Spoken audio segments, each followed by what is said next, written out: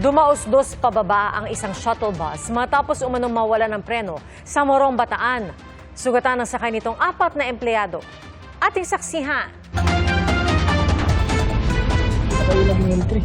Nakunang dumadaos-dos paatras ang bus na ito sa bahagi ng Subic Bay Freeport sa Morong, Bataan. Ang driver ng sasakyan, kung nasaan ang dashcam, panay ang pagbusina para abisuhan ng iba pang motorista hanggang sa tumama sa mga puno at tuluyang nahulog sa bangin ng bus.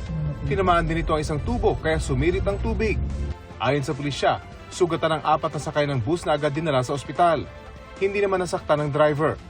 Base sa investigasyon, papasok na sana sa trabaho ang mga sakay ng empleyado ng shuttle service nang bigla umanong mawalan ng kontrol ang driver. Yung bus po nila is na-stuck po yung accelerator pad at hindi na po na-control ng driver, kaya po tuloy-tuloy po ito pababa, hindi na po siya nakapag-brake.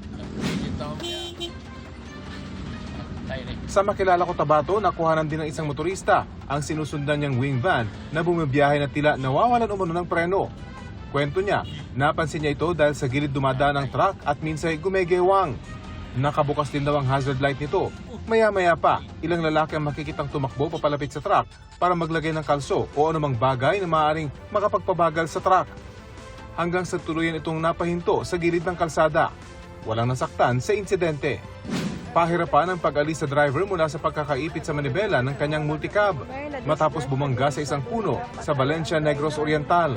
Dead on arrival sa Valencia Rural Health Unit ang driver. Pag-abot namin doon, unresponsive na yung driver at saka totally naipit talaga siya doon sa harapan bahagi ng sasakyan niya. Sugatan naman ang kanyang pahinante. Base sa salaysay ng pahinante, nawala ng preno ang multicab kaya sinabihan siya ng driver na tumalon. Naniniwala siyang sinadyang ibangga ng driver ang multicab sa puno para hindi mahulog sa bangin. Ayon sa pulisya, overloaded ng multicab na puno ng saging, gulay at kahon-kahon na bote ng beer. Hindi naman nagbigay ng pahayag ang mga kaanak ng driver. Sa datos na nakalap ng GMA Integrated News Research mula sa PNP Highway Patrol Group, mahigit 25,000 aksidente ang naitala sa mga probinsya mula Enero hanggang Setyembre noong nakaraang taon. Hindi pa kasama rito ang mga datos sa Metro Manila mula sa MMDA maging sa mga local police unit. Para sa mga magbibiyahe out of town ngayong tag-init, paalala ng Department of Health, mabuting suriing maigi ang sasakyan bago maglakbay, magdala ng repair kit, at huwag kailanman magtangkang magmaneho kapag nakainom. Para sa GMA Integrated News, Rafi Tima ang inyong saksi.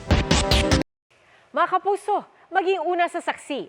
Mag-subscribe sa GMA Integrated News sa YouTube para sa iba't ibang balita.